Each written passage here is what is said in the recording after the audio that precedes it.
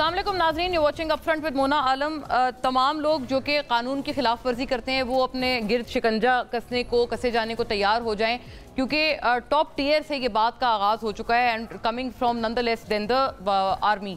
Lieutenant general retired Faiz Hameed साहब, former DGI, उनके खिलाफ कोर्ट मार्शल की जो कार्रवाई है उसका आगाज़ हो चुका है। ये बहुत बड़ी ब्रेकिंग है जो कि अब से कुछ घंटे पहले मौसूल हुई है। फ़ौज की तहवील में बाकायदा लिया जा चुका है और ये जो आगाज़ हुआ है ये बेसिकली सुप्रीम कोर्ट में जो दरख्वास्त गुजार थे या जो शिकायत कुनंदा थे वो गए थे, लेकिन उन्होंने फिर ये तमाम तर मामला वजारत दिफा भेजा और फिर उसके बाद ये खुद पाक फ़ौज ने इस पूरी कार्रवाई का फैसला किया। जो इसके ऊपर कमेंटेटर्स हैं वो ये कह रहे हैं कि अब ये सिलसिला यहाँ नहीं रुकेगा बल्कि ये आगे भी जाने वाला है और 9 मई के लोगों के लिए ये मजीद खतरे की घंटी बन चुका है। जो 9 मई में रिस्पॉन्सिबल लोग हैं उनके हवाले से 9 मई में बहरहाल है कौन रिस्पॉन्सिबल? PTI वाले तो ये सवाल करते हैं, वो कहते हैं कि लोग तो हमारे थे ही नहीं और CCTV फुटेजेस में आइडेंटिफाई किया जाए कि जी तोड़ फोड़ करने वाले लोग कौन थे। अगर वो हमारे निकले तो हम माफ़ी भी मांगेंगे, उनके खिलाफ कार्रवाई भी हम ज़रूर होने देंगे। ये अलीमा खान साहिबा ने भी आज बात की है और लेकिन अगर वो कोई और लोग हैं तो उनके खिलाफ भी कार्रवाई की जाए। सुनने में ये जो बात है ये बड़ी फेयर लगती है कि ठीक है जो लोग तोड़ फोड़ कर रहे हैं उनके खिलाफ कार्रवाई की जाए, उनको आइडेंटिफाई CCTV फुटेजेस के थ्रू किया जाए।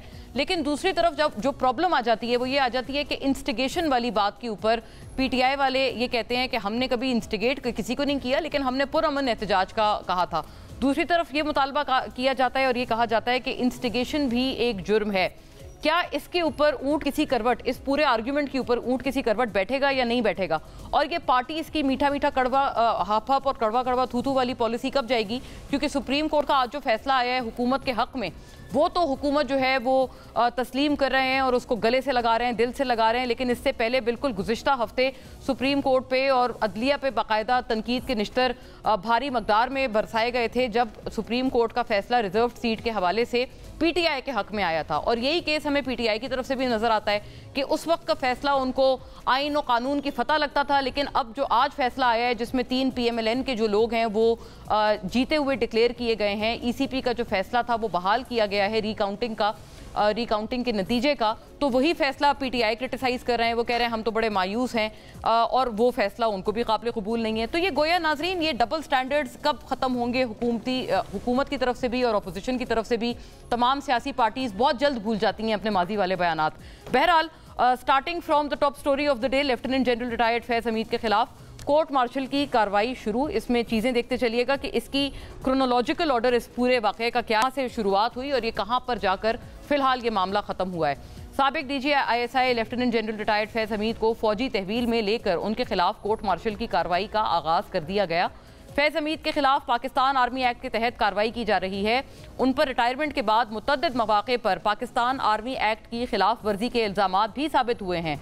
बकौल ISPR 8 नवंबर 2023 को टॉप सिटी के मालिक ने सुप्रीम कोर्ट में दरख्वास्त दायर की जिसमें उन्होंने जनरल रिटायर्ड फैज़ हमीद पर अपने इख्तियारात के गलत इस्तेमाल करने का इल्ज़ाम लगाया और दरख्वास्त में इल्ज़ाम लगाया गया कि 12 मई 2017 को जनरल फैज़ के कहने पर ISI हुकाम ने सिटी ऑफिस और हाउसिंग सोसाइटी के मालिक के घर पर छापा मारा था।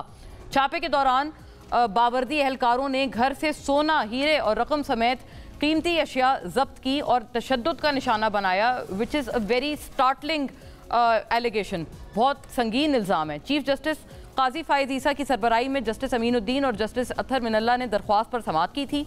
सुप्रीम कोर्ट ने 14 नवंबर 2023 को फैज़ हमीद के खिलाफ केस की समाअत का तहरीरी फैसला जारी किया जिसमें अदालत ने कहा कि इल्ज़ामात संजीदा हैं, उन्हें नज़रअंदाज नहीं किया जा सकता। अदालत का कहना था कि ये मामला बुनियादी हुकूक के निफाज से मुताल्लिक नहीं है और दरख्वास्त गुजार जो हैं वो वजारत दिफा समेत मुतलका फोरम से रुजू करें और उसका मशवरा दिया। वजारत दिफा के अहकामात पर पाक फ़ौज ने खुद एहतसाबी के निज़ाम के तहत अपने साबिक अफसर पर लगाए गए इल्ज़ामात की तहकीकात का फैसला किया और 17 अप्रैल 2024 को पाक फ़ौज ने जनरल रिटायर्ड फैज़ हमीद के खिलाफ इल्ज़ामात पर इंक्वायरी कमेटी बनाई और तहकीकात का आगाज़ किया, जिसके बाद as we speak former DGI general Faiz Hameed जो हैं वो बाकायदा फ़ौजी तहवील में हैं। इस पूरे मामले पे नाजरीन रोशनी डालेंगे और फौरी तौर पे अपने मौजूद मेहमानों का रुख करती हूँ क्योंकि कहा जाता है, क्योंकि लेमैन टर्मिनोलॉजी में बात ये है कि जो PTI को पुष्टपनाही हासिल हुई, हुकूमत का ये मौक़िफ़ है कि वो चीज़ दरअसल जो है गले की हड्डी साबित हो गई थी साबिक DGI के लिए। क्या ये मामला यहीं जाकर रुकेगा? फौरी तौर पे इस पे व्यूज़ हासिल करते हैं। और ये मामला कहाँ जा रहा है, क्योंकि शेख रशीद साहब ने एक दफ़ा फिर पेशन गोई कर दी है कि सितंबर के आखिर तक टेक्नोक्रेट हुकूमत आने वाली है और बाकायदा उसके लिए इंटरव्यूज़ भी जो हैं वो शुरू हो चुके हैं। Joined here in the studios by senator doctor Zarqa Suharwardy, Pakistan Tehreek Insaf से। वेरी वार्म वेलकम आपको सेनेटर साहिबा। अज़मा बुखारी साहिबा नाजरीन स्टॉलवर्ट ऑफ द PMLN हमें ज्वाइन करती हैं तमाम तर बहस में, वज़ीर इत्तलात पंजाब, आपको भी बहुत बहुत खुश आमदीद अज़मा साहिबा। डॉक्टर शर्मिला फारूकी नाजरीन मेंबर कौमी असम्बली पाकिस्तान पीपल्स पार्टी से हमें ज्वाइन करती हैं और तमाम तर मामले पे आपके जो व्यूज़ हैं और आपकी पार्टी के जो व्यूज़ हैं वो हासिल करेंगे। आपको भी बहुत खुश आमदीद। अज़मा साहिबा, आपसे बात का आगाज़ करती हूँ। ये अब ये पेशन गोई तो की है वैसे शेख रशीद साहब ने, उनकी कुछ फ्लॉप भी होती हैं, आप मुस्कुरा भी नहीं हैं उनकी प्रिडिक्शन पे, लेकिन कई दफ़ा सच भी साबित हो जाती हैं। तो अब उन्होंने ख़तरे की घंटी बजा दी है और आज PTI बानी PTI ने, इमरान खान साहब ने ये भी कहा है कि कारकुनान तैयार रहें, किसी भी वक्त एहतजाज की कॉल आ सकती है। बिस्मिल्लाहिर्रहमानिर्रहीम। बहुत शुक्रिया मोना। ये जो सब आपने पेशन गोइयाँ और ये धमकियाँ जो आपने सुनाई हैं, ये उस खबर से पहले की हैं जो खबर अभी 2 घंटे पहले आई है। और इस 2 घंटे की खबर से जो पहले जो भी जिसने कहा वो अब इररेलेवेंट हो गया है। पहली तो बात यह है कि शेख रशीद साहब खुद बता चुके हैं कि वो रिजेक्टेड और पता नहीं क्या क्या है, और वो गेट नंबर 4 की जो है वो हमेशा से एक सवारी रहे हैं, लेकिन अब वो गेट नंबर 4 पे भी मौजूद नहीं है। तो उसके बाद उनकी किसी बात को सीरियस लेना और उस पर अपना एयर टाइम जाया करना, मैं समझती हूँ कि गैर मुनासिब है। उस पर बात करनी चाहिए ही नहीं। वो भले वक्त थे जब उनकी ये सारी चूरन बिक रहे थे, बट अब वो वक्त नहीं रहा। अज़मा साहिबा, PTI वाले कहते हैं गेट नंबर 4 पे आप लोग आ गए हैं, इसलिए शेख साहब का जो पत्ता है वो कट गया है। नहीं, शेख साहब के साथ तो ये सारे मौजूद थे ना गेट नंबर 4 पे, और अभी तो वो गेट नंबर 4 का दरवाजे की ताले की चाबी तो मांग रहे हैं, और क्या कह रहे हैं। और DGI से और जो है वो आर्मी चीफ से, और इन्होंने क्या मतलब वहां पे मौसम का हाल पूछना है, उनसे जो है वो गेट नंबर 4 की चाकरी मांगनी है ना। तो ये दूसरों को बात करने की बजाय पहले जो है वो अपने गिरबान में झांक लेना चाहिए। जो जहां तक ये फैज हमीद साहब वाली एक डेवलपमेंट है, यकीनन एक बहुत अहम डेवलपमेंट है, बहुत सिग्निफिकेंट डेवलपमेंट है, जिसको नजरअंदाज नहीं किया जा सकता। और जितना मैं समझ पाई हूँ, इस पूरी जो प्रेस रिलीज भी आई है उसको भी देखकर, और मुख्तलिफ जो हमारे बाखबर लोग हैं उनकी बातें भी सुनकर, मैं इस नतीजे पहुंच रही हूँ कि ये जो एक वो था ना डील और ढील और ये वाले जो सारे मामलात थे, और जो लोगों को लग रहा था कि हम प्रेशराइज करेंगे, हम गाली देंगे, हम ये करेंगे वो करेंगे, और लोग डर के हमारे साथ जो है वो बात कर लेंगे, और अभी जो धमकी इमरान खान साहब ने भिजवाई भी है, उसके बाद ये फैज हमीद साहब के ऊपर एक केस नहीं है। जो अब देखिए, जो उन्होंने एक प्रेस रिलीज के अंदर एक लाइन बड़ी क्रिटिकल है कि और भी बहुत सारे मामलात हैं जहां पर जो है वो कोड ऑफ कॉन्डक्ट की उन्होंने खिलाफ वर्जी की है। अब इसकी बहुत सारी इंटरप्रिटेशन और बहुत सारी चीजें हो सकती हैं, जो यकीनन वक्त आने का हमें उसका इंतजार करना चाहिए। लेकिन इसके अंदर कहा जा रहा है कि मौसूफ जो है वो बाकायदा तौर पर बहुत सारी साजिशों में भी इन्वॉल्व थे, पार्ट एंड पार्सल थे, जो एक फितना ग्रुप कर रहा था। सो लेट्स सी कि ये जो है नहीं, ये क्या के अगर हम बस आपकी बात को अगर आप जैसे उसको बड़ा आपने एक बयान नहीं किया एग्जैक्टली एक्सप्लिसिटली, उस बात की मजीद इंटरप्रिटेशन ये है कि ये कहा जा रहा था कि जो म्यूटनी थी जो कि इंस्टिगेट की जा रही थी उसमें गालिबन ये कि वो शरीक थे। तो सेनेटर साहिबा, ये जो एलिगेशन है ना, ये जाहिर है मुंसलिक करते हैं पूरी की पूरी PMLN, पूरी की पूरी गवर्नमेंट विद योर पार्टी, कि आप लोग एक म्यूटनी इंस्टिगेट कर रहे थे फौज में, जिसमें इन मौसूफ का फॉर्मर DGI का बहुत बड़ा हाथ था, और असल में उनके ऊपर ये तलवार लटकने की और ये तमाम तर मुश्किलात की वजह ही यही है कि उन्होंने अनड्यू पुष्टपनाही की, जिसका कन्फेशन गालिबन खान साहब खुद भी कर चुके हैं कि वो बंदे पूरे करते थे असेंबली में वगैरह वगैरह। जी, बहुत शुक्रिया मोना। बात यह है कि जो उनके ऊपर केस है वो तो कोई ज़मीनी मसाइल का केस है, हाँ, कोई टॉप सिटी के मालिक, बड़ा सीरियस एलिगेशन, तो करप्शन का केस है। This is a case of corruption. So let us देखिए, हमारी बड़ी मुअज़्ज़ज़ आर्मी है पाकिस्तान की, और हमारी बड़ी मुअज़्ज़ज़ जुडिशरी है, तो हम वो बात करें जिसके ऊपर अभी सुप्रीम कोर्ट में केस चल रहा है। बाकी चीज़ों पे मैं बिल्कुल पसंद करूंगी कि उन चीज़ों पे भी आप केस लेके आएँ। जिस तरह मैं हमेशा कहती हूँ, बुज़दार को बड़ी लोग बुरी तरह से बात करते हैं, महमूद खान के साथ वो जो थी खातून क्या नाम था, गोगी जिनका, लेकिन हकीकत ये है कि उन तीनों में से किसी एक पे भी एक केस नहीं बना। इंटरेस्टिंग, ये बात सही है। तो ये जो मीडिया ट्रायल्स होते हैं ना, इनको आप एक साइड पे रखें, आप बात करें हकाइक की। तो अगर जनरल फैज हमीद पे इस वक्त केस है करप्शन का, और हम भी बड़े परेशान हैं कि पाकिस्तान में मेरे वालिद भी ब्यूरोक्रेट थे, हम पिंडी में मैं बड़ी हुई, यहाँ पे सारे जनरल हमारे आगे पीछे होते थे, तो वो जो एक बहुत ज़्यादा करप्शन की जो एलिगेशन हैं, these are very important because Pakistan एक गरीब मुल्क है, और यहाँ पे जब आप शान और शौकत देखते हैं, जो लोग ओहदे पे होते हैं, तो लोग परेशान होते हैं कि कहाँ से तनख्वाह में इतनी। लेकिन ज़रका साहिबा वो कहेंगे कि अगर वो करप्शन की एलिगेशन है तो इतने संगीन एलिगेशन रखने वाले जो साहब थे वो आपके फाउंडर चेयरमैन के इतने करीब क्यों थे? खान साहब से उनकी कुर्बत तो किसी से ढकी छुपी नहीं। नहीं, तो वो तो देखें बिल्कुल ठीक है। आप मुझे बताएं कि जो बाकी, अब ये तो फिर बात का चट्ठे पट्टे खुल जाएंगे ना। अभी हमारे बड़े ऑनरेबल प्राइम मिनिस्टर साहब हैं, अभी आप देखें उन्होंने कल क्या शगुफा छोड़ा है, वो ऐसे ऐसे छोड़ते हैं। उन्होंने गोल्ड मेडलिस्ट अरशद नदीम को कहा कि तो वो जो टीम आई थी, उन्होंने कहा कि अगली दफ़ा तुम लोग प्लैटिनम का मेडल लेके आना। ओ भाई, ओलंपिक्स में गोल्ड मेडल होता है, उसके आगे तो कुछ होता नहीं। अच्छा, बाकी प्लेटिनम वाली बात मैंने नहीं सुनी। मतलब ये कि जब आप इस तरह के सरबराह, ऐसे सरबराह हमारे लिए बहुत ऑनरेबल हैं, वो प्राइम मिनिस्टर हैं हमारे मुल्क की लाज हैं वो, लेकिन जब इस किस्म के शगुफे छोड़े जाते हैं तो फिर बड़ी परेशानी उस पे बहरहाल बात करेंगे। लेकिन बात ये कि देखिए जी, मैं I am with the rule of law. आप निकालें, आप करप्शन के केस निकालें, आप एविडेंस निकालें। अभी देखें ना, 1 साल से हमारे लोग जेलों में बंद हैं, सजा काट चुके हैं, और उनके अभी तक केसेस उनके ऊपर चले नहीं। तो देखें ये तो कितना जुल्म है कि जिसके ऊपर केस नहीं चला उसको आपने कैद बामुशक्कत या आपने सॉलिटरी कन्फाइनमेंट में रखा हुआ है, उमर चीमा जैसे शरीफ आदमी को, और आपका केस चला नहीं है। तो ये जो मावराए अदालत जो काम होते हैं जी, यास्मीन राशिद साहिबा, शुक्र है आलिया हमजा को छोड़ दिया, और बाकी खवातीन, तो मतलब देखें ना, अब यास्मीन राशिद साहिबा की क्या उम्र है, तो उनको इस तरह रखना, तो आप उनके ऊपर केस चलाएं, आप सजा प्रूव करें, और हम आपके पीछे खड़े। खान साहब ने भी कहा, तो अगर हमारे लोग आपको मिलते हैं, आप वीडियोस निकालें ना, हमारे लोग निकलते हैं, आप उनको सजा भी दें। और इंस्टिगेशन आपके व्यू में जुर्म है या नहीं है ज़रका साहिबा, क्विकली, ताकि मैं शर्मिला साहिबा की तरफ जाऊं। वो कहते हैं इंस्टिगेट किए थे तमाम अटैकर्स, अगर आपके नहीं भी थे ना, तो जितने वहां कारकुनान मौजूद थे उनको इंस्टिगेट तो आप लोगों ने नहीं किया था। देखें ये बात इश्तियाल दिलाया था। हम तो मम्मी डैडी बर्गर पार्टी हैं, हमें इंस्टिगेट, हमें तो बर्गर खाने आए और मम्मी डैडी बनना है, हमें क्या काम आते हैं। ठीक है, लेकिन बहरहाल आप एविडेंस प्रूव करें, हम आपके पीछे खड़े हैं, हम सबसे पहले होंगे जो कहेंगे हाँ we agree with you. Khan साहब ने भी यही कहा, और हमारा भी पहले दिन से बुरा मुतालबा तो नहीं है शर्मिला साहिबा, ये गलत बात तो नहीं है। चलिए एविडेंस निकालें, और जो लोग अटैकर्स हैं वो खुद कहते हैं हम सबसे पहले होंगे, सरे फहरिस्त होंगे उनको सजा दिलवाने में। और फैज हमीद साहब के हवाले से भी वो कह रही हैं ज़रका साहिबा, उतनी बात की जाए जितनी है कि उनके ऊपर एक करप्शन एलिगेशन है, बाकी सब कहानियां हैं कि उनको जी पॉलिटिकल उन्होंने इनकी पुष्टपनाही की वगैरह वगैरह, ये कहते हैं हेर से है सारा सियासी बयानिया। जी शुक्रिया मोना।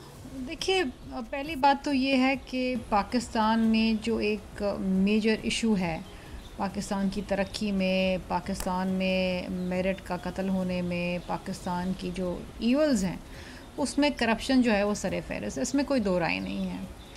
और मैं इस मुकदमे को, इस आज के इस अरेस्ट को भी इसी पस मंज़र में देखती हूँ कि अगर देखें फ़ौज में ये नहीं होता कि हेयर से पे या किसी की कंप्लेन पे आपने उठा लिया।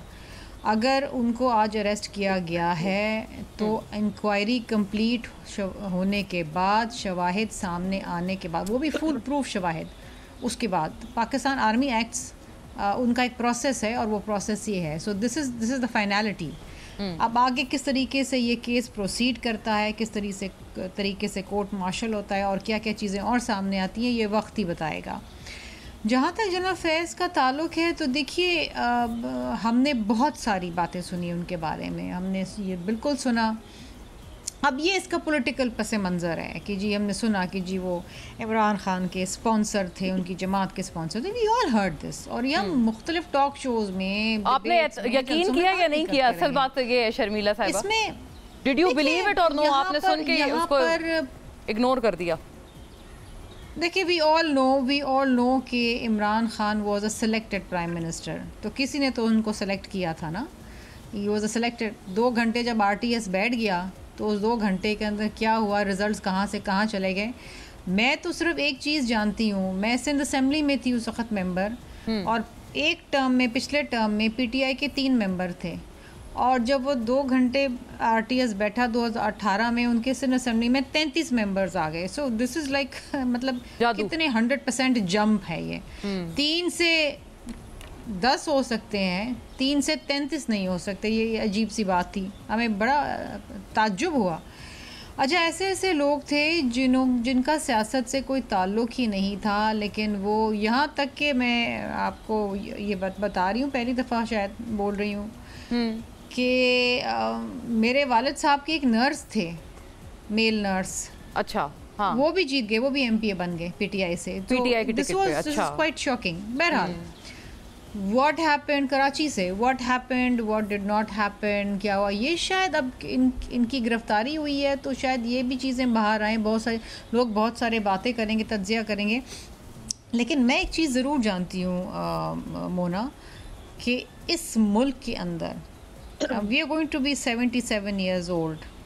In the last 77 years, Pakistan has seen 32 prime ministers, including caretakers. और अगर आप caretakers हटा दें तो 20 prime ministers in the last 48 years. Correct. और अगर आप उनका एक एवरेज निकालें तो हर जो एक इलेक्टेड सियासी प्राइम मिनिस्टर है उसको जो एवरेज उसने वक्त गुजारा है वो 2 साल 4 महीने। This is disheartening. सही बात है। यस, कोई अपना टर्म पूरा नहीं कर पाया। कभी भी पॉलिसीज़ का तसल, जब आप कहते हैं ना कि पाकिस्तान में पॉलिटिकल स्टेबिलिटी क्यों नहीं है, तो कैसे होगी? सही बात कि अगर एक elected prime minister on an average अगर आप निकालें, मैं बता रही हूँ क्योंकि चेकर्ड हिस्ट्री भी तो पाकिस्तान में रही है ना, आमिर आनंद और फौजी भी तो आके बैठ गए थे, तो वो 48 years प्रॉब्लम ये कहते हैं, आइडेंटिफाई करते हैं शर्मिला साहिबा कि आप लोग भी जब आपके जब हरीफ प्राइम मिनिस्टर होते हैं तो आप लोग भी तो उनको हटाते हैं ना। अब नो कॉन्फिडेंस मोशन जो आया था खान साहब के खिलाफ वो थे ना, वो वरना टर्म अपनी पूरी कर लेते। लेकिन पीपल्स पार्टी बहुत आगे थी सिंध हाउस में उनके मुनहरिफ अरकान को होस्ट करने में। देखिए, बात यह है कि vote of no confidence is a very very constitutional procedure. ये आइन में दर्ज है। शहीद मोहतरमा बेनज़ीर भुट्टो साहबा के खिलाफ वोट ऑफ नो कॉन्फिडेंस नहीं आया था क्या? She defeated it. अब अगर इमरान खान अपनी जो स्ट्रेंथ है उन्होंने फेस किया था और डिफीट हुआ था, she was not voted out, she defeated that vote of no confidence. पहला था बल्कि खान साहब वाला जो जिसमें अगर इमरान खान के इत्तेहादी उनका साथ छोड़ गए तो उसमें हमारा कसूर नहीं है ना, ये उनका कसूर है।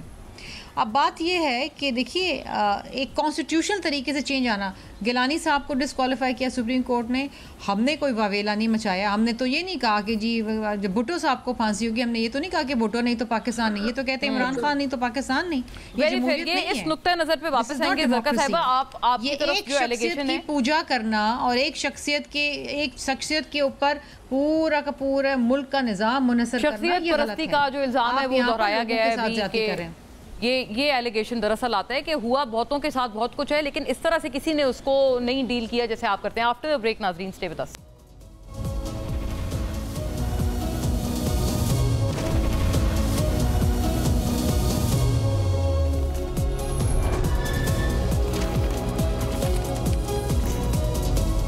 वेलकम बैक नाजरीन। अज़मा साहिबा की तरफ जस्टिस मंसूर अली शाह की बात ले जाना चाहती हूँ। अज़मा साहिबा, उसका भी जवाब फरमाइएगा। उन्होंने खासा एक अहम अल्टीमेटम दिया है कि ऐसा नहीं हो सकता, आप लोग ये पॉलिसी नहीं कर सकते कि जो आपको अच्छा लगे वो काबिल कबूल है। और आज आप बड़ा उसकी जीत मना रहे हैं कि 3 MNAs बहाल हो गए PMLN के, लेकिन रिजर्व सीट वाला वर्डिक्ट वो भी तो उसी मौज़िज़ अदलिया का है ना। सुनिएगा उन्होंने क्या कहा है। ये कभी हो नहीं सकता कि सुप्रीम कोर्ट की जजमेंट इम्प्लीमेंट ना हो, ये आइन की खिलाफ वर्जी होगी अगर ऐसा सोचा जाएगा। किसी के पास चॉइस नहीं है कि वो बयान करे कि ठीक नहीं है या गलत है, या फिर चेंज कर दें सारा स्ट्रक्चर, कुछ और बना लें। और डिसरिगार्ड और डिले नहीं किया जा सकता किसी वर्डिक्ट को, वरना सारा लीगल सिस्टम को आप बिगाड़ के रख देंगे। जी अज़मा साहिबा, चॉइस ही नहीं है गवर्नमेंट के पास कि आप लोग फैसला इम्प्लीमेंट ना करें सुप्रीम कोर्ट का। पहले मैं मोना एक दो जो करेक्शंस करना चाहती हूँ। डॉक्टर साहबा ने जो बातें की उनमें एक तो गोगी के ऊपर बहुत सारे केसेस हैं, लेकिन वो बड़ी आसानी से अपने दौरे हुकूमत में इमरान खान साहब ने बाहर भगा दी थी। और वो चूंकि वो ज़ाहिर मुल्क के अंदर नहीं है तो उनके जो केसेस हैं वो आगे परसू नहीं हो पा रहे। तो ये तो एक थोड़ी सी करेक्शन कर ले। बुज़दार साहब के ऊपर भी बहुत सारी इंक्वायरियां, बहुत सारी चीजें चल रही हैं, तो ये कहना कि वो दूध के धुले थे और उनके ऊपर जो है वो कुछ भी केस नहीं है, ऐसा नहीं है। लेकिन ये बात अपने तौर पर फैक्ट है कि हमारा कोई पॉलिटिकल मोटिव नहीं है। हम डंडा लेके नहीं पीछे चढ़े हुए कि फलाने को आज अंदर दिलवाना है, फलाने को 10 दिन बाद अंदर पकड़वा देना है। ये मुझे अच्छा नहीं लगता, ये बात नजर ना आए। जो इनके दौरे हुकूमत में होता रहा। तो ऐसा हमारा कोई पॉलिटिकल मोटिव नहीं है, इसलिए हम उन केसेस को सियासी तौर पर कोई नो अज़मा साहिबा, मैं अर्ज आपसे ये, आपने एलिगेशन ये थोड़ी लगाई है कि वो आपका कोई जाती खजाना लेके भागे हैं। अर्ज ये, आपकी एलिगेशन भी तो यही है ना कि उन्होंने कौम का कौमी खजाने से करप्शन की है, तो ये आपका पर्सनल मामला तो नहीं है। अगर आप इस बात पे फर्म है कि उन्होंने कौमी खजाने से करप्शन की है, वहां लूटा है, सब कुछ किया है, तो आपको हर सूरत उनको वापस लाना चाहिए। वापस लाएं फरा साहिबा को जहां पर भी हैं वो, और बुज़दार साहब के खिलाफ भी केसेस आप परस्यू करें। This is not your personal enmity ना, आप तो कौमी सतह पर ये परस्यू क्यों नहीं कर रहे? आप कमाल बात कर रही है मोना, अगर आप मुझे बात कर लेने देती। अदालतों में और ये जो पहले रिवाज रहा है ना कि हुकूमतें जो है वो अपनी मर्जी के केस पुश करा के अपनी मर्जी की सजाएं दिलाने की आर्टिकल 6 लगवाने की कोशिश करते थे। मैंने ये कहा कि हमारा ये वो नहीं है, कानून अपना रास्ता लेगा। और वो मोहतरमा साहिबा जो है उनके जो है उसके ऊपर बाकायदा जो इंटरपोल के साथ भी उनके केसेस के ऊपर जो है परसू करना शुरू कर दिया था। लेकिन जिन मुल्कों में हमारे पास ट्रीटी नहीं है इंटरपोल के हवाले से या हवालगी के हवाले से, आपको पता होना चाहिए कि वहां पर कोई हुकूमत जो है वो कुछ भी नहीं कर सकती। अब आ जाते हैं सजाएं क्यों नहीं दे रहे, जो बार बार डॉक्टर साहब ने बड़ा जो है उसको किया। गुजारिश है कि आप मेहरबानी करें ना, जो मिलिट्री कोर्ट्स के जो है उसके ऊपर आपने जो स्टे लेके बैठे हुए हैं आप सुप्रीम कोर्ट में, उसको विकेट करा दें। और जिन लोगों के साथ ये ज्यादती हुई है, जिनके साथ 9 मई किया आपके लोगों ने, और वो अब तो मतलब नाकाबिले तरदीद सबूत है ना। वो इजाज चौधरी साहब की ऑडियो को आप कहाँ ले जाएंगे, जो उनकी विक्ट्री स्पीच थी अपने बेटे के साथ। यास्मीन राशिद साहिबा का जो है वो हम इनको कोर कमांडर हाउस लेके जा रहे हैं, और वहां उनका बाकायदा जब अंदर सब कुछ हो रहा था वो अब ये प्ली लेते हैं, हम बाहर खड़े थे, आप बाहर खड़े थे ना, आप लोगों को बाहर भी बुलवा सकते थे। आप वहां पे sukoonchill.com इमरान खान की बहनों के साथ आपने सबने वो जलते हुए आपने वो तमाशा होते देखा। और फिर ये भी इत्तेफाक हुआ कि पाकिस्तान के हर शहर में तकरीबन जहां जहां ये बाहर निकले, ये एक ही जगहों पे गए। इनको वो जगह पहले से मालूम थी। मुराद सईद को बाहर क्यों नहीं ले आते? मुराद सईद को सरेंडर करा देना, उनके मुताबिक इन्होंने तो कुछ गलत नहीं किया, मुराद सईद को सरेंडर करा दें, बात खत्म हो जाएगी। और ये अजीब बात है, वो इमरान खान खुद मान चुके हैं, मेरे लोग जो है वो मैंने खुद भिजवाए थे, हम जो है मुझे अरेस्ट करेंगे तो वो यही करेंगे ना, और कहाँ जाते, आप मुझे दोबारा अरेस्ट करेंगे दोबारा यही होगा। तो वो तो मतलब इसके ऊपर, लेकिन अज़मा साहिबा अर्ज ये है कि ये तमाम चीजें क्या अदलिया को नहीं पता? ये फुटेजेस नहीं देखी अदलिया ने? अदलिया के सामने ये सारे सबूत हैं, आप लोग अगर प्रोसिक्यूशन में पेश कर रहे हैं तो उनको सजा क्यों नहीं हो रही? ये बात तो सही है ना कि साल से जायद अरसा लोगों ने पाबंद सलासल गुजारा है, सिर्फ मतलब कि कभी कोई इस पे चला गया अंदर, 3 MPO पे चला गया अंदर, इसके अलावा तो कुछ नहीं है। सजा कहाँ है? मैं अगर जो है अगर आपको मैं अपनी मेमोरी रिफ्रेश करा सकूं तो वो ये है जो मैंने जहां से बात शुरू की थी कि मिलिट्री कोर्ट्स के अंदर इन सब लोगों के केस चलाना चाहते हैं वो लोग जिनके साथ ये जुल्म हुआ है, जिनकी इमारतें जली, जिनके मुजस्समों को शहीद किया गया, जिनके जो जहाजों को आग लगाई गई, वो मिलिट्री कोर्ट्स में वो केसेस चलाना चाहते हैं उन सिविलियंस के, जैसे दूसरे सिविलियंस के केसेस जो है इमरान खान के दौरे हुकूमत में मिलिट्री कोर्ट्स में चल रहे थे, जिसके ऊपर ये स्टे लेके बैठे हैं। तो यही तो मैंने गुजारिश की, जो मैं दोबारा वेरी फेयर नहीं, मैं उसी पे कह रही हूँ कि नॉर्मल कोर्ट नहीं सजा दे सकती। अब आ जाते हैं मंसूर अली शाह साहब के केस।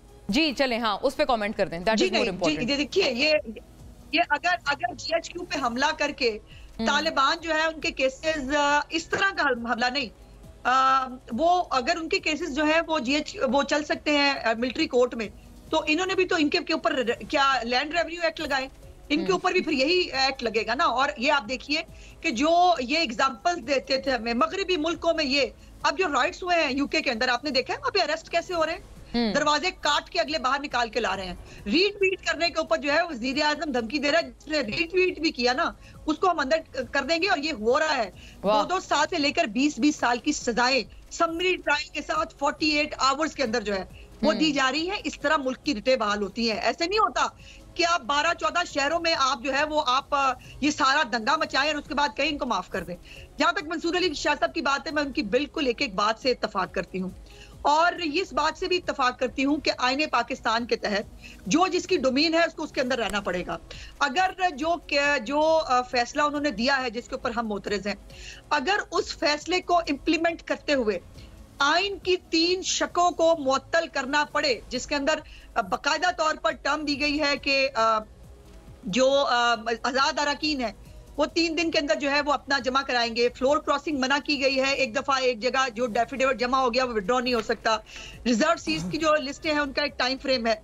अब ये तमाम जो है शिकें, इनको आइन की शिकों को हम वायलेट कर दें और इस फैसले को इम्प्लीमेंट करने तो ये भी बता देते मंसूर साहब कि जो आइन जो है वो ज्यादा तो मंसूर साहब गोया ना ही समझे ठीक है बैठ के लिखा हुआ फैसला, एक मिनट, अगर ये फैसले इतने ही मोहतरम हो ना तो फिर ये जो मुझे बता दें कि क्या भुट्टो शहीद वाला फैसला भी उतना मोहतरम है? सही हो गया वो ठीक है, आपकी बात से यही वो अखज़ करें कि मंसूर साहब के लिए ना ही है, जस्टिस साहब ना समझें कि अगर हम आइन मुअत्तल नहीं करेंगे फैसला अगर उसके बरक्स आ रहा है तो नहीं होगा। तो फिर हालात किस तरफ जा रहे हैं ज़रका साहिबा? हालात तो जी इनके पैरों तले जमीन हट चुकी है।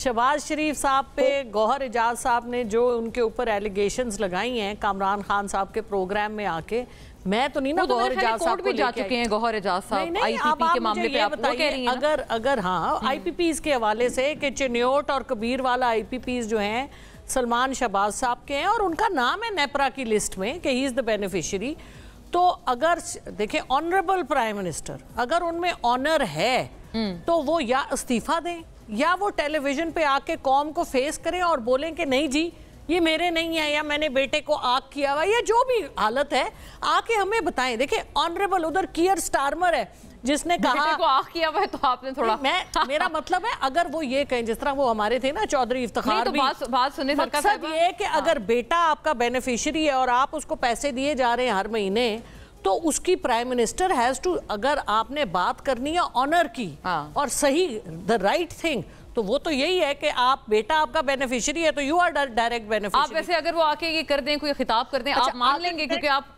नवाज शरीफ साहब का खिताब तो नहीं मानते थे जब उन्होंने फ्लोर ऑफ द असेंबली पे पनामा केस पे खिताब किया था। नवाज शरीफ साहब ने पनामा का फ्लोर ऑफ द हाउस में कहा था, नहीं सुन लेना, उन्होंने कहा था एक एक रसीद दूंगा एवन फील्ड की, मनी ट्रेल दूंगा। वो दिन और आज का दिन ना कोई रसीद देखी ना कोई मनी ट्रेल देखी, वो एवन फील्ड में माशाल्लाह सब बैठे हुए हैं और अल्लाह मियाँ उनको आबाद रखे, हम क्या कह सकते हैं।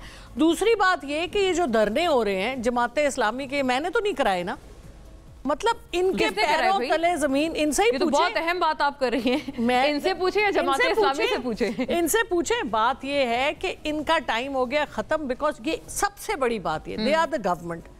2 दफा शहबाज शरीफ साहब प्राइम मिनिस्टर बन चुके हैं, डिलीवर वो एक आने की नहीं कर सके सिवाय अपने केस खत्म कराने के। हुदैबिया से लेकर सारे केस ऐसे कागज साफ हो गया जैसे कोई इन्होंने कोई गुनाह किया ही नहीं, कोई करप्शन की नहीं।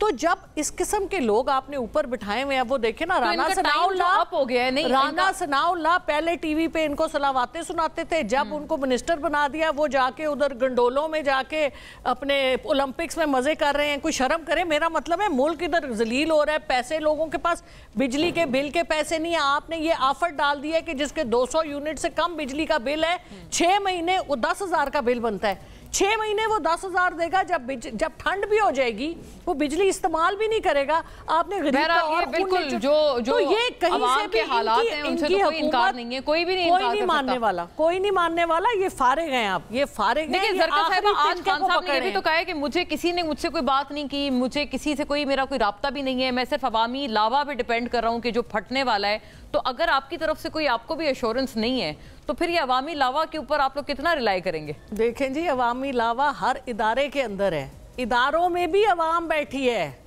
आपने जिन इदारों, हर इदारा, बात कर दी, जुडिशरी हो, आर्मी हो, सिविल ब्यूरोक्रेसी हो, आपकी पुलिस हो जिसके शर्मिला साहिबा हाथे में वो बैठे हैं, हर जगह ये लावा, हर एक का बिजली का बिल आता है। लोगों ने बच्चे स्कूलों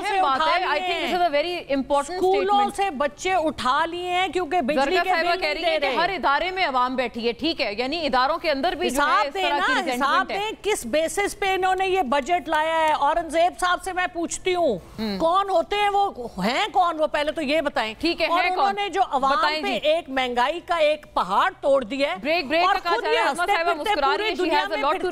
हम रह गए जलील होने को।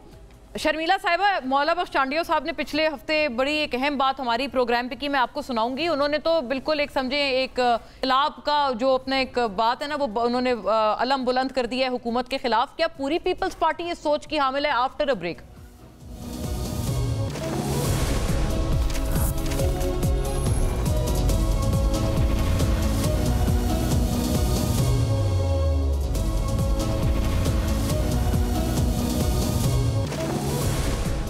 वेलकम बैक नाजरीन। सुनिएगा चांडियो साहब ने गुज़िश्ता हफ्ते क्या बात की हमारे प्रोग्राम पे, और मौला बख्श चांडियो ज़ाहिर है वो पार्टी पॉलिसी के हिसाब से बात करते हैं, और नैयर बुखारी साहब ने भी उससे पहले असेंबलीज तहलील करने का एक मशवरा दिया था। सुनिएगा।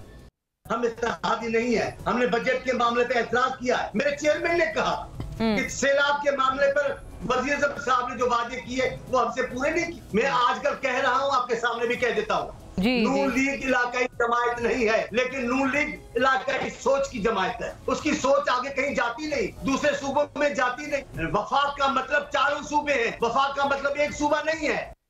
जी शर्मिला साहिबा, गुजारिश ये है कि क्या ये सोच पूरी पीपल्स पार्टी में पाई जाती है कि नून लीग सिर्फ पंजाब का सोच रही है या वफाक का नहीं सोच रही, सिंध को इग्नोर किया जा रहा है?